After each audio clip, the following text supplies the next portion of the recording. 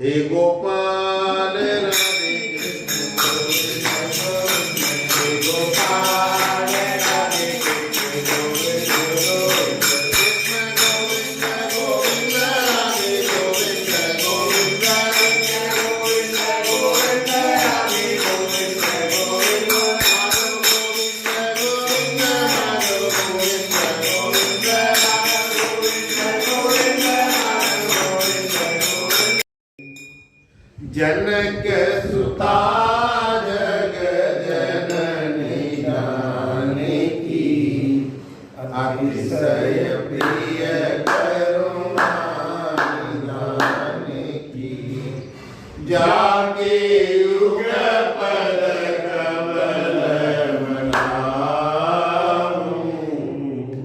जासु कृपा निर्मल भक्ति राधा कृष्णाभ्यं गोविंदाय नमो। आज भगवान के लीला विहार का वर्णन सुखदेव जी कहते हैं। परीक्षित, द्वारका नगरी की छटा बड़ी अलौकिक है। बहुत ही सुंदर महल सजे हुए हैं। जगह जगह सुंदर वृक्ष जो हैं अच्छे अच्छे फूलों से लदे हुए हैं। स्त्रियां भी वहां की वेशभूषा बड़ी सुंदर है। उनकी अंग अंग से छटाएं छिटकती रहती है। जब वो महलों में गेंद खेलती हैं तो उनका अंग कहीं दिख जाता है। ऐसा मालूम पड़ता है जैसे बिजली चमक है। सभी पत्नियों के महलों में सुंदर सुंदर सरोवर है। भगवान ने 16,108 रानियों के महलों में सारी व्यवस्थाएं बना के रखी। कोई ये न कहे कि मेरे महल में ये कर। भगवान की पत्नियां कभी हंसती, कभी पिचकारियों से भिगो देती, तर कर देती। इस प्रकार अपनी पत्नियों के साथ भगवान क्रीड़ा करते और हर पत्नी को खुश करने में लगे। उस समय भगवान की पत्नियों के वृक्ष स्थल पर वस्त्रों के भीग जाने के कारण झलकते हुए बहुत ही सुंदर होते हुए फूल लगते थे।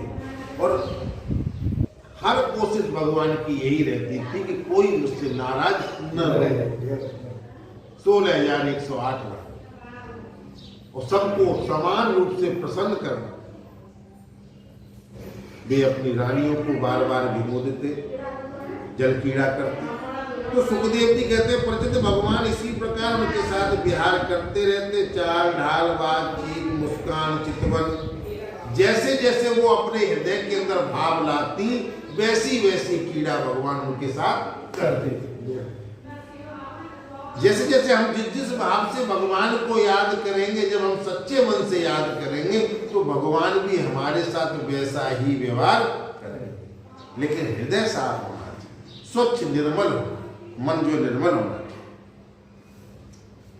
जब भगवान की पत्नियां भगवान के साथ रहती और जैसे ही कुर्री पक्षी बोलने लगता तो उनको बड़ा बुरा लगता था। यानी कि किसी के भजन में अगर कोई भंगा डाल दे तो उसको कैसी छिंचनी सी आती।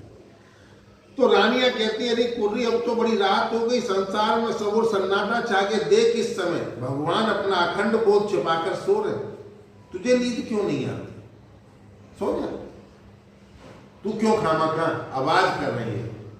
क्योंकि डिस्टर्ब हो रहा है। रात भर जाकर विलाप क्यों कर रही है सखी? कहीं कमलन भगवान के हास्य लीला बड़ी उदार, चितवन से तेरा हृदय भी हमारी तरह बिद तो नहीं गया, घायल तो नहीं हो गया, इसलिए तू रात भर आवाज करती है। कुर्री पक्षी से कह रहे। चकवा, अरे चकवी, तूने रात के समय अपने नेत्र क्यों बंद कर लिए? क्या तेरे पतिदेव कहीं विदेश चले गए कि तू इस प्रकार कर्ण स्वर से पुकार कर रही है? चकवा जो रात को आवाज करता है तो वो कह रही है कि क्या तेरे पति विदेश चले गए, तू दुखी है? तब तो तू बहुत दुखी है अगर तेरे पति परदेश गए। परंतु हो न हो तेरे हृदय में भी हमारे समान भगवान की दासी होने का भाव जग गया। तू भी किसी से प्यार कर, और जो प्यार करता है वो ढंग से सो नहीं पाता।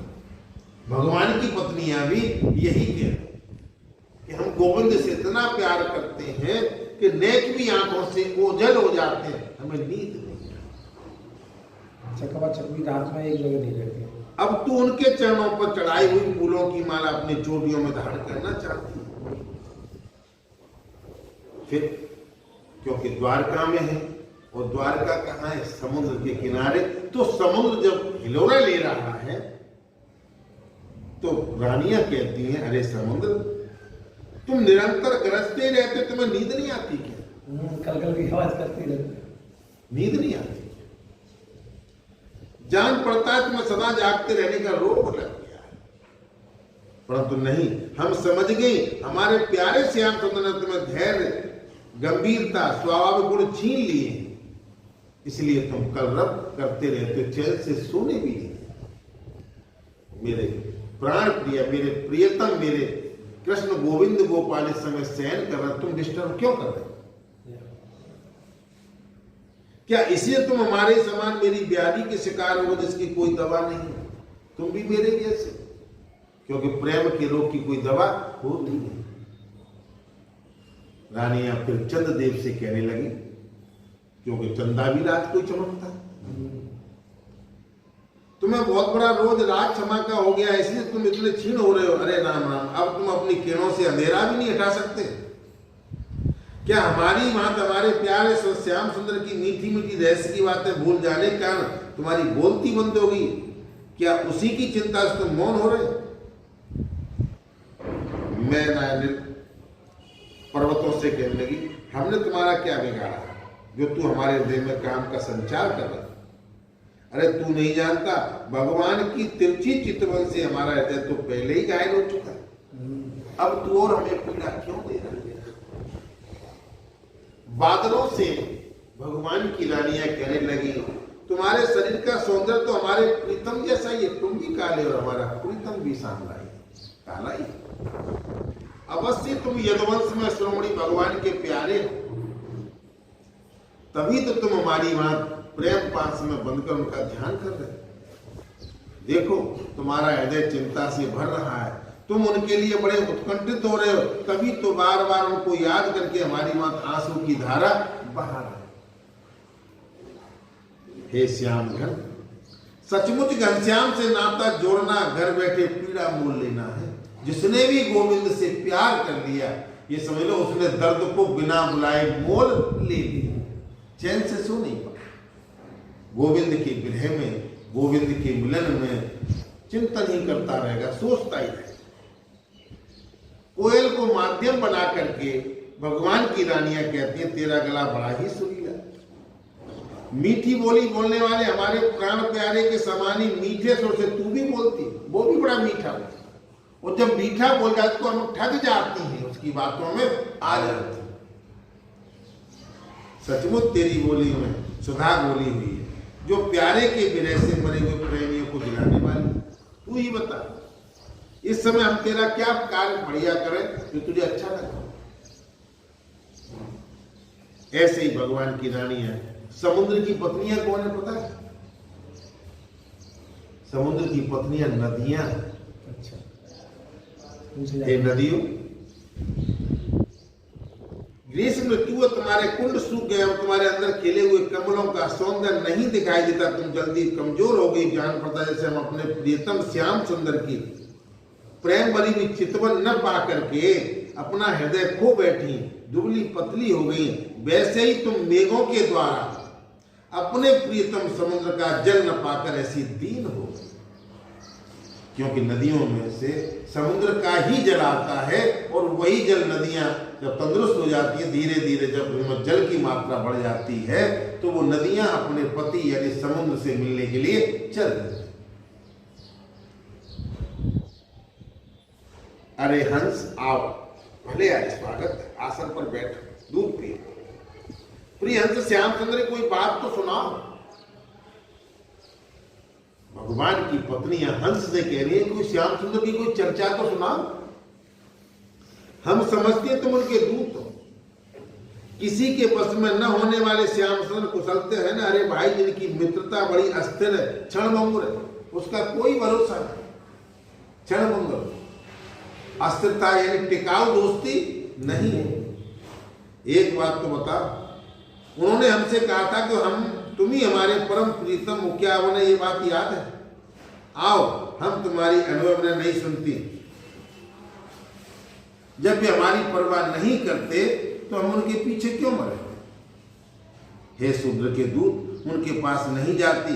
क्या कहा? हमारी इच्छा पूरी करने के लिए आना चाहते हैं तब उन्हें यहाँ बुला लाना, हमसे बातें कराना, परंतु कहीं लक्ष्मी को साथ न लेके आए।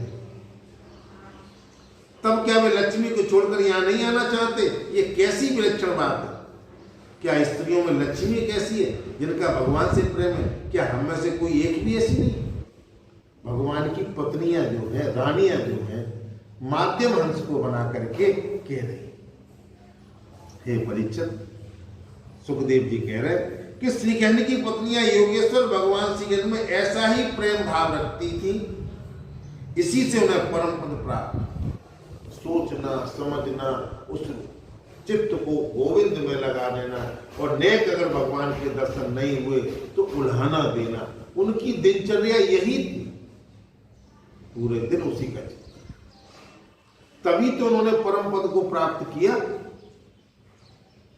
भगवान श्रीकृष्ण के अनेकों लीलाएं, अनेकों गीतों द्वारा गीत गाई गई, वे इतनी मधुर, इतनी मनोहर है कि उनके सुनने से स्त्रियों का मन उनकी ओर खिंच जाता है।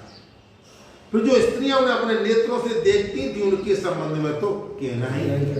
जिन्होंने भगवान के विषय में सुन रखा था वो माध्यम बना के कहती थी, लेकिन जो रोजाना भगवान के दर्शन कर रही हैं उनके तो सौभाग्य को कहना ही क्या।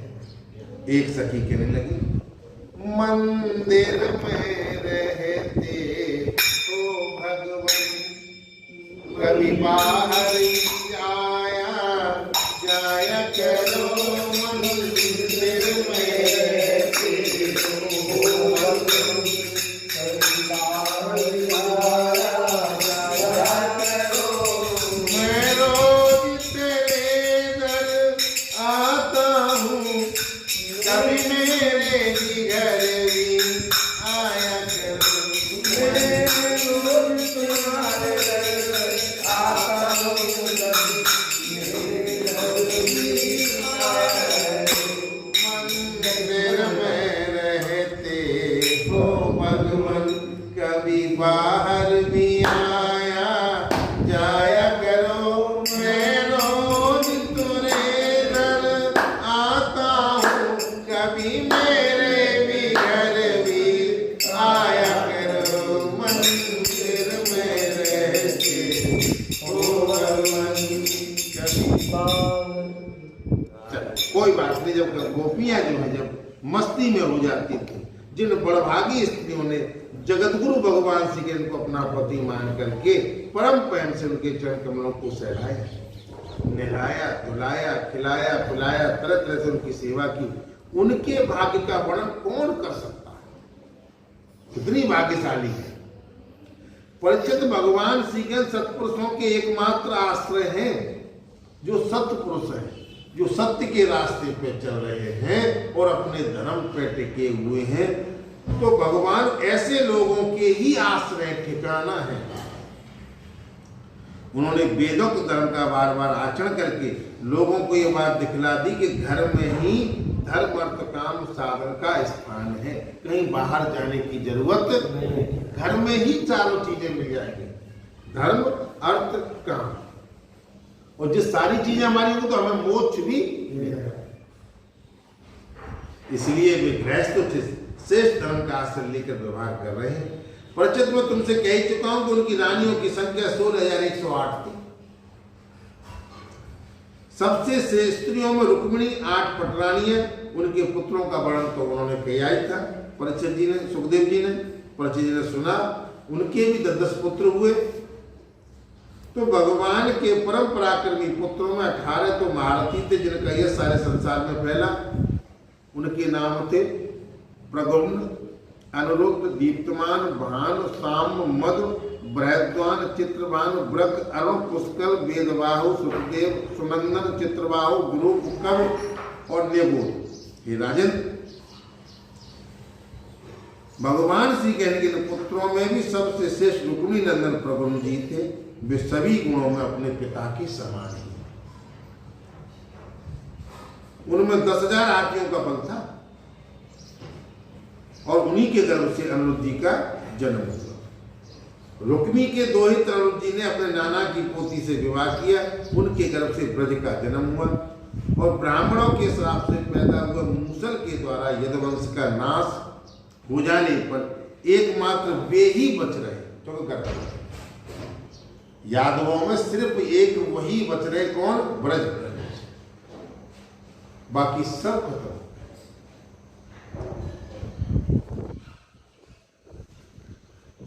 ब्रज के पुत्र है प्रतिभाव, प्रतिभाव के स्वभाव, स्वभाव के शांत सेन, शांत सेन के सत्यसेन। परीक्षित इस वंश में कोई भी पुरुष ऐसा न हुआ जो बहुत सी संतान वाला न हो, जो निर्धन, अल्पायु और अल्पशक्ति। वे सभी ब्राह्मणों के भक्त थे, इसलिए लंबी आयु बनी रही और राज्य करते रहे। उन्हें पता चल गया था कि ऐसे ऐसे ब्राह्मणों के श्राप से हमारे कुल का अट्ठानाश, हमारे सब चले, हम ही रह गए। तो यदुवंश में ऐसे ऐसे यशस्वी पराक्रमी पुरुष हुए जिनकी गिनती भी हजारों वर्षों में पूरी नहीं हो सकती। मैंने सुना है कि यदुवंश के बालकों को शिक्षा देने के लिए 3,88,00,000 आचार्य थे। कितना बड़ा यादव को 3,88,00,000 आचार्य थे। ऐसी स्थिति में महात्मा यदुवंश की संख्या कैसे बताई जा सकती है? कितनी बड़ी पब्लिक हो। महाराज अग्रसेन के साथ एक नील सैनिक रहते थे। अभी तो जनसंख्या कितनी? 135 करोड़। और महाराज अग्रसेन के साथ एक नील सैनिक रहते थे, तो पब्लिक कितनी हो? 6 से रहते थे। 6 और शरीर तो बड़ा बड़ा घर पर तो कौन? भागवत जी कह रही। हाँ सत्य है, भागवत की कोई बात झूठी नहीं लगती। तो सुखदेव जी कह रहे परीक्षित, प्राचीन काल में देवासुर के समय बहुत से भयंकर असुर मारे गए थे, वे ही मनुष्यों में पैदा हुए। जो असुर मरे थे देवासुर संग्राम में, वही जो है इस योनि में कौन बने? मनुष्य। मैंने कहा था, लोग कहते हैं कि कोई अगला जन्म किसने देखा? देखा क्यों? हमारा जन्म तो ये अगले जन्म में होगा, हम कभी नष्ट नहीं होते, ये शरीर ही बदलते रहते। वे सब भगवान श्री कृष्ण को अपना स्वामी आदर्श मानते थे। कुलों की संख्या 101 थी। जो जितने भी जो देवासुर संग्राम हुआ था उसमें असुर मारे गए थे, तो भगवान के द्वारा भगवान के दर्शन करते हुए मरे, देवताओं के दर्शन करते हुए मरे। तो मरते समय अगर जो मनुष्य भगवान के दर्शन कर लेता है, भगवान के नाम का गुणानुवाद कर लेता है, उसे फिर शरीर में आना पड़ता है। और वही सो देवासुर संग्राम के जितने भी असुर थे, दैत्य राक्षस थे, सब जो है मनुष्य योनि में यहाँ आए भगवान श्री कृष्ण के युग द्वापर। वो भगवान श्री कृष्ण को अपना स्वामी मानते थे। जो यदुवंशी उनके अनुयायी थे, उनकी सब प्रकार से उन्नति हुई। यदुवंश का चित्त इस प्रकार भगवान श्री कृष्ण में लगा रहता था कि वो सोने, बैठने, घूमने, खेलने, चालने, नहाने, धोने, यानी कि आदि कर्मों में अपने शरीर की सुध न रहती थी। वे जानते ही नहीं थे कि हमारा शरीर क्या कर रहा है।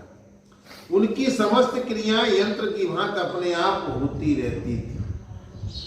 सोते, बैठते, जागते, भगवान के रूप के दर्शन करते रहते, सारी क्रियाएं अपने आप होती। तो ये सत्य है कि जब हम सारा भार गोविंद पे डाल देंगे तो सारे काम को करता, वही कर रहा है। तुम तो बिना उसकी इच्छा के कुछ कर ही नहीं सकते हो, लेकिन झूठ मूठ में कहते हो कि मैंने ये किया, मैंने वो किया। सुखदेव जी कहते हैं कि भगवान का चरण दोवन गंगा जी अवश्य सभी तीर्थों में महान पवित्र है, परंतु जब स्वयं परम तीर्थ भगवान ने यदुवंश में अवतार ग्रहण किया तो गंगा जल की महिमा अपने आप उनके स्वस्थ तीर्थ से कम हो गई। फिर वह गंगा की क्या जरूरत? जहाँ स्वयं गोविंद के चरण हैं और जहाँ पढ़ रहे हैं और लोग दर्शन कर रहे हैं, उनकी दोवन तो गंगा थी। भगवान के स्वरूप की कितनी महिमा है कि उनसे प्रेम करने वाले भक्त, द्वेष करने वाले शत्रु, दोनों ही उनके स्वरूप को प्राप्त हुए। कितनी बड़ी प्रेम से चाहे द्वेष से कैसे भी भगवान को भजो, याद करो, लेकिन दोनों की गति एक जैसी। बड़े बड़े देवता यत्न करते रहते हैं, भगवान की सेवा में नित्य निरंतर लगी रहती हैं। भगवान का नाम एक बार सुनने, वो उच्चारण करने से सारे अमंगलों को नष्ट कर देता है। कोई भी मनुष्य भगवान को कैसे आलस में सोते जागते हे राम हे कृष्ण उच्चारण करते तो उसकी अमंगल उसी समय नष्ट हो जाए। ऋषियों के वंशजों में जितने भी धर्म प्रचलित हैं सबके संस्थापक भगवान श्री कृष्ण ही हैं। वो अपने हाथ में काल स्वरूप चक्र लिए रहते हैं। कौन क्या करता है? दुष्टों का नाश करने के लिए तो अवतार ग्रहण किया उन्होंने। अच्छे धर्म की स्थापना करने के लिए, दुष्टों का नाश करने के लिए तो पृथ्वी पे आए। वे अपने हाथ में चक्र परिचित ऐसी स्थिति में पृथ्वी का भार उतार देते हैं। कौन सी बड़ी बात? भगवान श्री कृष्ण ही समस्त जीवों के आश्रय स्थान है। वे हमेशा हर जगह मौजूद है। फिर भी कहने के लिए उन्होंने देवकी के गर्भ से जन्म लिया। ये लीला नहीं थी और क्या था? सब कुछ वही कर रहे हैं, लेकिन फिर भी मनुष्यों को दिखाने के लिए बालक बने। कितनी कितनी लीलाएं की। यदुवंशी वीर पार्षदों के रूप में उनकी सेवा करते हैं। उन्होंने अपने भुजबल से अधर्म का अंत कर दिया। सुखदेव जी कहते हैं प्रचित भगवान स्वभाव से ही चराचर संसार का दुख मिटाते रहते हैं। उनका मंद मंद मुस्कान से युक्त मुखारविंद ब्रजवासियों और पुरुष स्त्रियों के हृदय में प्रेम का भाव संचार करता रहता है। वास्तव में सारे जगत पर वही विजयी है।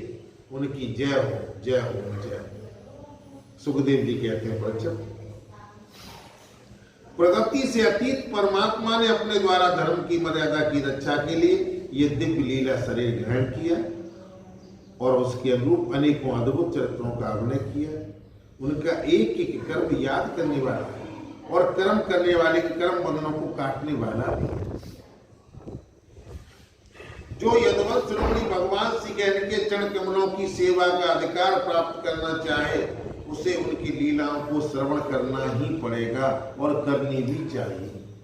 अपने जन्म बंधन के जन्म जन्म के बंधनों को अगर काटना चाहते हो तो सुखदेव जी कहते हैं परीक्षित भगवान की लीला कथाएं तो सुननी ही पड़ेगी।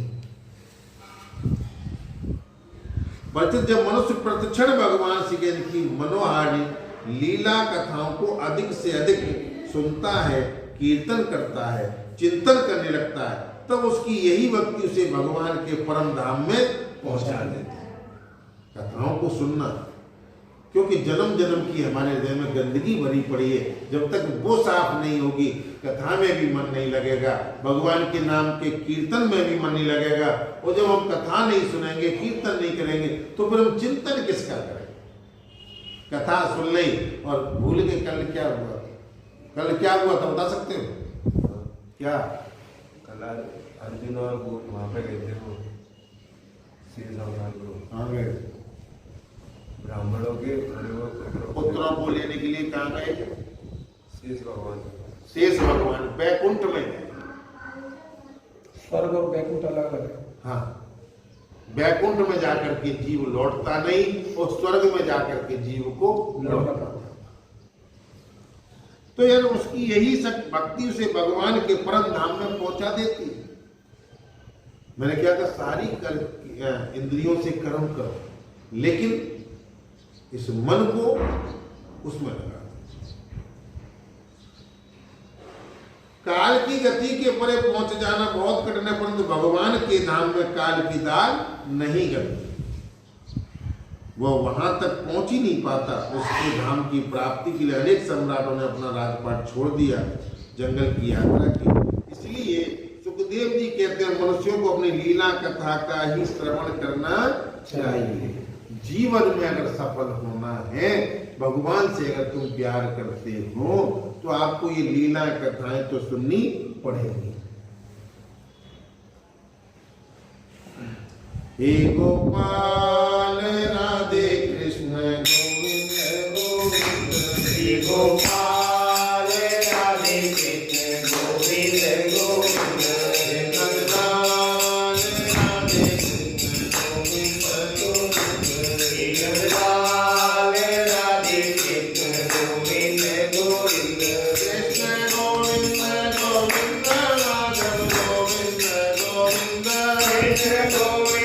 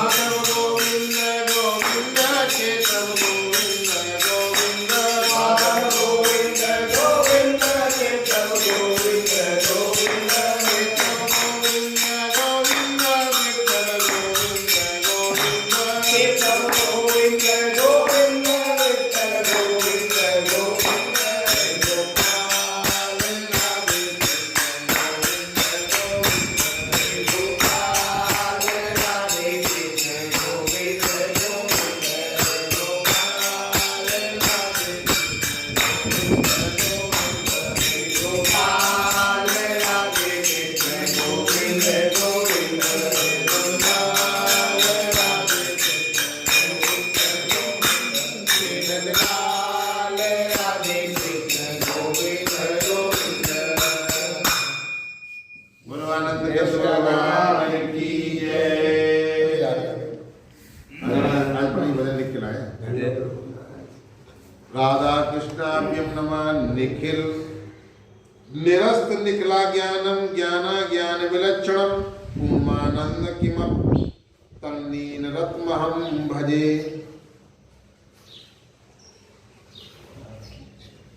अब आपको सुनाऊं महादेव गोविंद की लीला। यदुवंशियों को ऋषियों का श्राप। ओम नमो भगवते वासुदेवाय। व्यास नंदन भगवान सुखदेव जी कहते हैं प्रगति भगवान श्री कृष्ण ने बलराम जी और यादवों से मिलकर दैत्यों का संहार किया और कौरव और पांडवों में शीघ्र मारकाट कराने वाला प्रबल कलह उत्पन्न करके पृथ्वी का भार उतार दिया। इस पृथ्वी का भार भगवान ही उतारते और किसी में तो सामर्थ है नहीं। कौरवों ने कपटपूर्ण जुए से तरह तरह के अपमानों से द्रौपदी के केस खींचे, अत्याचारों से पांडवों को क्रोधित किया था। उन्हीं पांडवों को निमित्त बनाकर भगवान श्री कृष्ण ने दोनों पक्षों में इकट्ठे हुए राजाओं को मरवा डाला और इस प्रकार पृथ्वी का भार हल्का। भगवान कभी कोई चीज अपने ऊपर नहीं लेते, माध्यम दूसरे को बना करके वहां अर्जुन को माध्यम बना दी। अर्जुन ने जब देखा कि ये मेरे मामा फूफा ये सब खड़े हुए हैं तो भगवान ने कहा अर्जुन तू तो एक निमित्त बन जाए, एक माध्यम बन जाए। इनकी मृत्यु तो आ गई, ये तो सब मरे हुए, क्योंकि मैंने ये किस्म कहा रखी है मैंने ये कि मैं हथियार हाथ में अस्त्र नहीं लूंगा। तो अर्जुन की बड़ाबड़ी होगी कि अर्जुन ने इतने लोगों को मारा, मारने वाला तो कोई और ही था। क्योंकि भगवान को इस पृथ्वी पर बोझ कम करना अपने बाहुबल से यदुवंशियों के द्वारा पृथ्वी के भार राजाओं का विनाश करके प्रमाणों के द्वारा ज्ञान के विषय न होने वाले भगवान श्री कृष्ण ने विचार किया कि लोक दृष्टि से पृथ्वी का भार दूर हो जाने पर भी मेरी दृष्टि में अभी तक दूर नहीं हुआ। बहुत से राजाओं ने तमाम इकट्ठी सेनाओं करके लाए, तमाम राजा चले गए, लेकिन भगवान सोचने लगे कि मेरी दृष्टि से अभी ये भार दूर नहीं, क्योंकि जिस पर कोई विजय नहीं प्राप्त कर सकता वो यदुवंश अभी पृथ्वी पर मौजूद है। क्योंकि जब तक मैं यादवों का संरक्षक रहूंगा तब तक इनकी विजय बनी रहेगी, ये तो कहीं से हारेंगे नहीं। और ये भी उद्दंड हो गए और ये भी अभी हिलने लगाने। ये यदुवंश मेरे ही सहारे हैं और हाथी घोड़े जनबल धनबल विशाल वैभव के कारण उच्छल हो गए, क्योंकि इन पर धन वैभव की कोई कमी है नहीं, इसलिए ये मनमानी कर रहे हैं। अन्य किसी देवता आज से भी इनकी किसी प्रकार पराजय नहीं हो सकती, क्योंकि इंद्र ने भी आजमा चुका था। जब इंद्र ने देखा कि भगवान ने गोवर्धन को अपनी उंगली से उठा रखा है, उसने खूब कोशिश की लेकिन वो उनको हरा नहीं पाया। तो भगवान यही कह रहे हैं कि इनका कोई भी देवता भी बुरा नहीं कर सकता, इनका नाश नहीं कर सकता। बांस के वन में परस्पर संघर्ष से उत्पन्न अग्नि के समान इस यदुवंश में भी परस्पर खड़ा करके मैं शांति प्राप्त करूंगा। बाहर का आदमी कोई किसी का नहीं बिगाड़ सकता। बांसों के जुर्मुट में परस्पर में जब कलह होती है तो जुर्मुट खत्म हो जाता है, आग लग जाती है। ऐसे ही जब हमारे घर में शांति नहीं होगी, एक दूसरे को खाने को दौड़ेंगे, कलह होगी, तो हम अपने आप ही नष्ट हो जाएंगे कि सामने वाले की हिम्मत नहीं। और यही भगवान कह रहे हैं कि मुझे क्या करना चाहिए कि बांस का जड़मुट कितना मजबूत होता है, झुक जाएगा लेकिन टूटेगा नहीं। तो जब रगड़ होती है आपस में कलह पैदा कर दूं तो ये अपने आप ही ठंडे हो जाए। घर की कलह ही आदमी को नीचे दिखा खत्म करा, कोई किसी का कुछ नहीं बिगाड़ सकता बाहर का। तभी ऐसा हो जाएगा, भार कम हो जाएगा, तब मुझे शांति मिलेगी। क्योंकि भगवान इन चीजों को पसंद ही नहीं। भले मेरा परिवार हो, कोई भी हो, जहाँ सुख नहीं, शांति नहीं, भगवान की कथाएं नहीं होती, वहां क्या मदरापान, जुआ, व्यभिचार होने लगे। भगवान ये सब देख रहे थे। जब ऐसा हो जाएगा, भार कम हो जाएगा, तो मैं अपने धाम को चला जाऊंगा। हे राजन, भगवान सर्वशक्तिमान सत्य संकल्प, उन्होंने इस प्रकार अपने मन में निश्चय करके ब्राह्मणों के शाप के बहाने माध्यम किसको बनाया? ब्राह्मण। बोले मैं अपने ऊपर जब बलाए चुन लूं। कल इतनी जल्दी आ गया, इतनी लेट आई?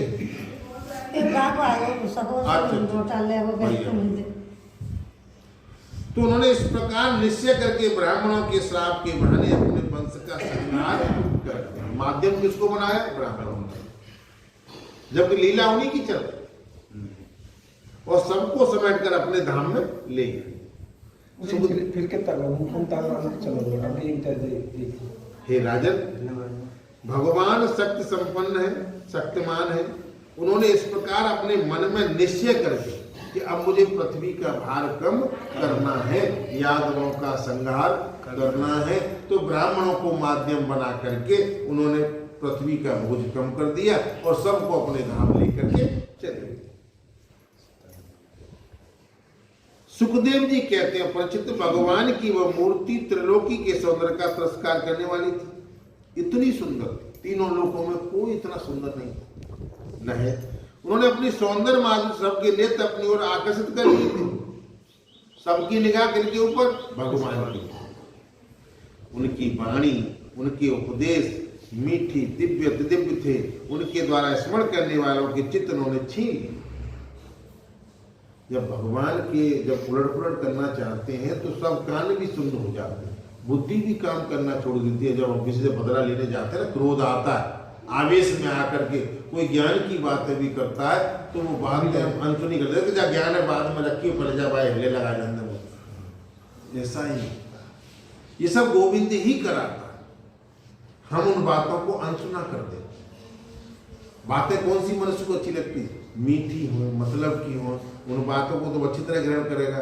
और न अटपटी न चटपटी हो ना, वैसी बन की जन दिल तो ऐसे लोग। तो उनकी वाणी, उनके उपदेश परम मधुर दिव्य थे। उनके द्वारा स्मरण करने वालों के चित्त उन्होंने छीन लिए। उनके चरण कमल त्रिलोक सुंदर थे, जिनके एक चरण चिन्ह का भी दर्शन कर लिया। जिनने भगवान के एक चरण का भी दर्शन कर लिया, उसकी बहिर्मुखता दूर भाग गई। वह कर्म प्रपंच से ऊपर उठकर उनकी सेवा में ही लग गए। नेक चस्का लग जाए गोविंद के चरण, फिर उनको छोड़कर जीव कहीं जा नहीं सकता। जैसे बाबा भी कह रहे हैं, भागवत जी आपने जवाब दे रही हैं। उन्होंने अनायास ही पृथ्वी में अपनी कीर्ति का विस्तार कर दिया, जिसका बड़े सुकवियों ने बड़ी सुंदर भाषा में वर्णन किया है। वो इसलिए कि मेरे चले जाने के बाद मेरी इस कीर्ति के गीत श्रवण स्मरण करके इस अज्ञान रूपी अंधकार से सुगमता से पार हो जाएंगे। इसके बाद भगवान श्री ने अपने धाम को प्रयाण जो किया, भगवान ने सबको इल्ले लगा करके बोले अब मुझे भी अपने धाम जाना चाहिए। जब इतनी बातें सुनी तो परीक्षित फिर बोल गया, क्योंकि आखिरी दिन चल रहा है परीक्षित का, और प्रश्न पर प्रश्न कर रहा है। क्यों? आज उसका अज्ञान खत्म होने वाला था। क्योंकि जीव जब तक अज्ञान नहीं खत्म होता तब तक ये मेरे तेरे चक्कर में फंसा रहता है, और जब उसे ज्ञान मिल जाता है तो वो जान जाता है कि मैं हूं कौन। मैं डर रहा था कि तक्षक मुझे खाने आ रहा है, लेकिन किसको खाएगा? मैं तो अजर अमर, मेरा तो कभी नाश होता नहीं, इस शरीर को खाएगा। तो राजा परीक्षित फिर पूछने लगे कि भगवान यदुवंशी बड़े ब्राह्मण भक्त थे, उनमें ऐसी उदारता थी और वो अपने बड़े गुणों की सेवा भी करते थे। यादव कुल में बड़े गुणों की सेवा भी करते थे। सबसे बड़ी बात थी कि उनका चित्त भगवान श्री के में लगा रहता था। भाई महाराज जी बताओ तो भगवान श्री के में 24 घंटा रहते, उनके दर्शन भी करते थे। फिर ऐसी बुद्धि कैसे हो गई उनकी? ब्राह्मणों का अपराध कैसे बन गया और ब्राह्मणों ने उन्हें क्यों श्राप दिया, कारण क्या था? भगवान के प्रेमी विप्र, श्राप का क्या कारण था, क्या स्वरूप था? यदुवंशियों के आत्मा स्वामी प्रीतम तो भगवान श्री कृष्ण ही थे, फिर उनमें फूट कैसे पड़ गई? प्रियतम आत्मा सब कुछ गोविंद ही थे, लेकिन फिर भी उन यादव वंश में फूट कैसे पड़ गई? उनकी दृष्टि से देखें तो सब ऋषि अद्वैत दर्शी थे, फिर उन्होंने ऐसी बेदृष्टि कैसे हुई? आप कृपा करके मुझे बताइए, मेरे अज्ञान को दूर कीजिए। परीक्षित पूछ रहे सुखदेव जी से। भगवान ने कहा, सुखदेव जी कहने लगे, भगवान श्री कृष्ण वह शरीर धारण करके संपूर्ण सुंदर पदार्थों का सन्निवेश था। नेत्रों में मृगनयन, कंधों में सिंहकंद, करों में करकन, चरणों में कमल आदि का विन्यास था। तो पृथ्वी पर मंगल में कल्याणकारी कर्मों का आचरण किया और वे पूर्ण काम प्रभु द्वारका में रहकर कीड़ा करते रहे और उन्होंने अपनी उदार कीर्ति की स्थापना की। कीर्ति स्वयं अपने आश्रित तक का दान करके उन्होंने उदारता दिखाई। उन्होंने अंत में श्री हरि से अपने कुल के संहार उपसंहार की इच्छा की कि प्रभु अब ज्यादा कुनबा जो होता है ना, उसमें कलह होता है। एक रानी के 10-10, फिर बिन के 10-10, फिर बिन के 10-10, कुनबा तो बहुत बड़ा और रानी कितनी 16। अब गढ़ तो लगावते ही जाओगे तो संख्या कहां तक पहुंचेगी? तो पृथ्वी का भार उतारने का यही कार्य शेष रह गया था भगवान के पास। तो भगवान श्री कृष्ण ने ऐसे परम मंगल में पुण्य प्राप्त कर्म किए जिनका गीत सारे संसार के लोग कलमल नष्ट हो जाते हैं। जो भी भगवान के गुणों की व्याख्या करेगा उसकी हृदय की गंदगी दूर हो जाएगी।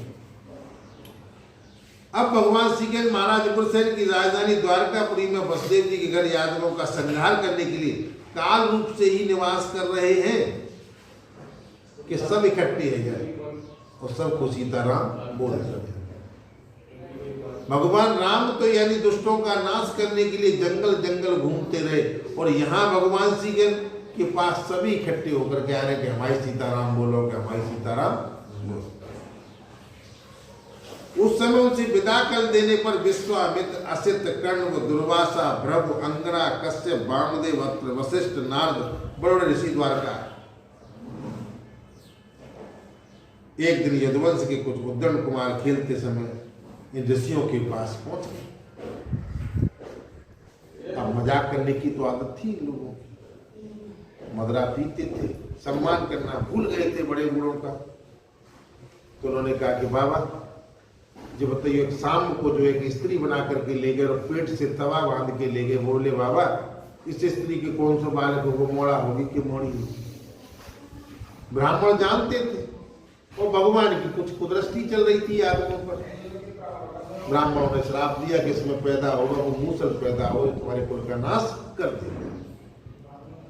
उन्होंने मजाक तो की, उद्दंडता तो की, लेकिन वो फिर सोचने लगे कि हमने क्या किया। जो भी कार्य कराने वाला है, जो भी कर रहा है, वो ईश्वर की कृपा से होता है। अगर कोई भी अपशब्द निकला, उसको ये वाणी भी गोविंद की है। इस शरीर को चलाने वाला भी वही है, इसको पैदा करने वाला, इसको भोजन पानी की व्यवस्था करने वाला भी गोविंद ही। फिर हम अपने ऊपर क्यों ले लेते हैं? हम इन चीजों को अपने ऊपर क्यों ले लेते हैं? यही हमारी अज्ञानता है। तो उन्होंने श्राप दे दिया। उसी भगवान तो कह ही रहे थे, लेकिन उस श्राप को भगवान काट भी सकते थे, लेकिन ब्राह्मणों के श्राप को नहीं काट सकते, क्योंकि ब्राह्मणों को अपने से ज्यादा पूजनीय मानते हैं। तो राजन, जब लोगों ने ब्राह्मणों के श्राप की बात सुनी, धीरे धीरे पूरे नगर में ये बात फैल गई। जब सब लोगों ने ब्राह्मणों के श्राप की बातें सुनी, तब अपनी आंखों से मूसल को देखा। सभी द्वारकावासी आश्चर्य में पड़ गए। जानते थे कि ब्राह्मणों का श्राप कभी झूठा होता ही नहीं। उग्रसेन ने उस मूसल को चूरा करवा करके समुद्र में फेंकवा दिया। बोले जब है वो ही नहीं, आदमी कोशिश करता है कि वो कैसे बिगाड़ ले। वो हर मनुष्य यही कोशिश करता है। ऐसे ही उग्रसेन जी ने किया, उस मूसल को पिसवाया, लोहे का था, और पिसवा के उसे बारीक करके और उसे समुद्र में फेंकवा दिया। लेकिन घिसते घिसते एक कील सी रह गई। लोहे को कितना भी घिसोगे लेकिन फिर भी कोई अंश नुकीला रह ही जाए। वो भी समुद्र में फेंक दी। उस कील को एक मछली खा गई और जो लोहे का चूड़ा था वो समुद्र में फेंका। तो समुद्र के अंदर कभी खूबी है, सब बहुत बड़ी, कितना भी कचरा डाल दो लेकिन एक न एक सबको बाहर कर देता है। तो उसने सब उस लोहे के टुकड़ों को जो है बाहर कर दिया समुद्र के किनारे, जो एरका नाम की घास बनी। और उस मछली को पकड़ा गया। उस बहेलिया ने, वो बहेलिया कौन? बाली। बाली। वो बाली इस जन्म में बहेलिया बना, शिकार करता था और उसने एक बाण बनाया, उसमें वो तीर जो है वही लगाया जो शेष बच गया था, टुकड़ा मूसल का। व्याग ने बाण में नोक लगा। भगवान सब कुछ जानते थे, इस उलट फेर को देखते थे, फिर भी उन्होंने ऐसा करना सब कुछ कर सकते थे, क्योंकि उसी बाण में भगवान के प्राण बसे, उसी से वध होना था। उस एरका घास से यादवों का नाश होना था, क्योंकि ब्राह्मणों ने कहा था कि इस पेट में तुम्हारे वंश का नाश करने वाला पैदा हो। तो पूरी यादव सेना जब वहां से भगवान उनको लेके आए और कुरुक्षेत्र में जब वो युद्ध होने लगा समुद्र के किनारे, तो उस घास को उखाड़ फाड़ के आपस में मारने लगे। वो तलवार की तरह काम कार्य करती थी और सभी लड़ लड़ के ही मर रहे। तो जी तो महाभारत अलग लड़ाई होगी ना, ये तो एंड है।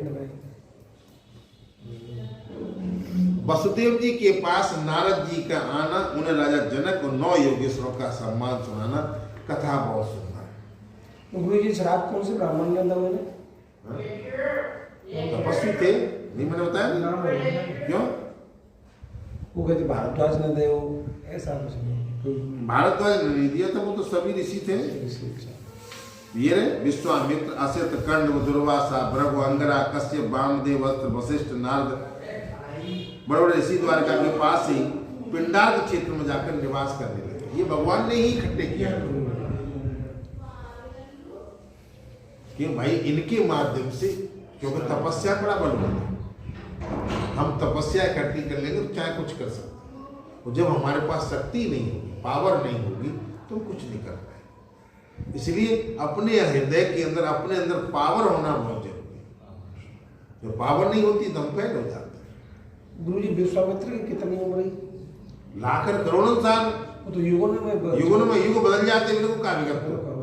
क्या भगवान राम को देखो देवासुर संग्राम हुआ सतयुग में, तब भी माँ वो थे ये जामवंत जी, और राम के जमाने में भी थे जामवंत जी, जब गए थे वानर सेना के मुखिया बन के।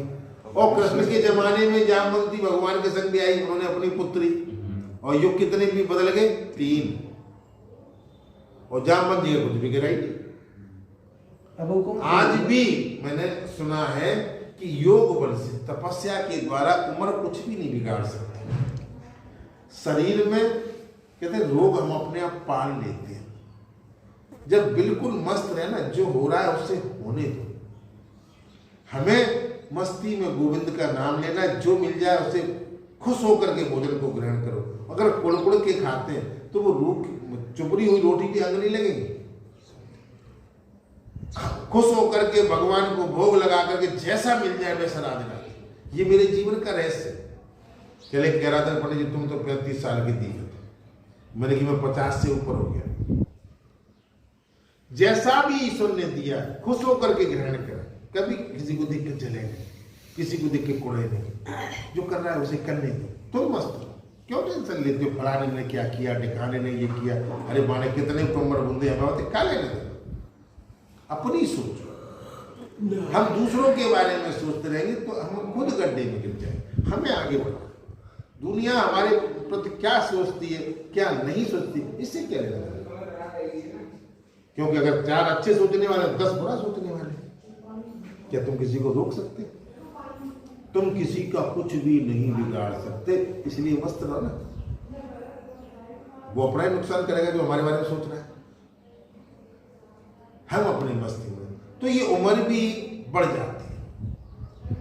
भोजन भी कर रहे हैं, कुड़ के कर रहे हैं, खा रहे हैं, मन ना हो तो लेकिन तो रोटी खा रहे हैं, कह रहे हैं अरे भाई तुम कह रहे तो खा लेते हैं, वैसे वहाँ मनो हतुल क्यों खा रहे हो फिर? अरे भोजन करो तो मस्ती में करो, भूल उठ के करो, भगवान को भोग लगाओ, जैसा भी है राधे राधे करो, सुबह करो शाम करो, तो जीवन में एक उमंग सी आए। बहुत से लोग कहते हैं जी रहे हैं बोझ है, क्यों? क्योंकि दोबारा जन्म मिलेगा क्या? नहीं। बड़े भाग्यमान उसका पावन, बड़े मुश्किलों से, बड़े पुण्य प्रताप से तो मनुष्य का जन्म मिला, और वो भी हमारे शरीर में ऐसी कोई कमी नहीं है। ये उनको पूछो 3 जगह से टेढ़े, किसी के हाथ नहीं, किसी के पैर नहीं, किसी की आंख नहीं, वो दुखी है कि कोई सामने कानों पड़ जाए, तेरे सामने ही पड़ेगा, तेने माँ दिल खराब कर, पूरे दिन सुनता रहता है वो बेचारा। उससे तो अच्छे ही है, रहने के लिए मकान है, खाने के लिए रोटी, तो वो तो अच्छे ही है कि पूरे दिन देखो, अगर दुनिया को निकल के देखो, मैंने दुनिया देखी, बहुत घूमा फिरा, बहुत से लोगों पूरे दिन लगते हैं, तब एक टाइम का भोजन की व्यवस्था हो पाती है, तो मुझसे तो अच्छे। हे गोपाल राधे कृष्ण, हे गोपाल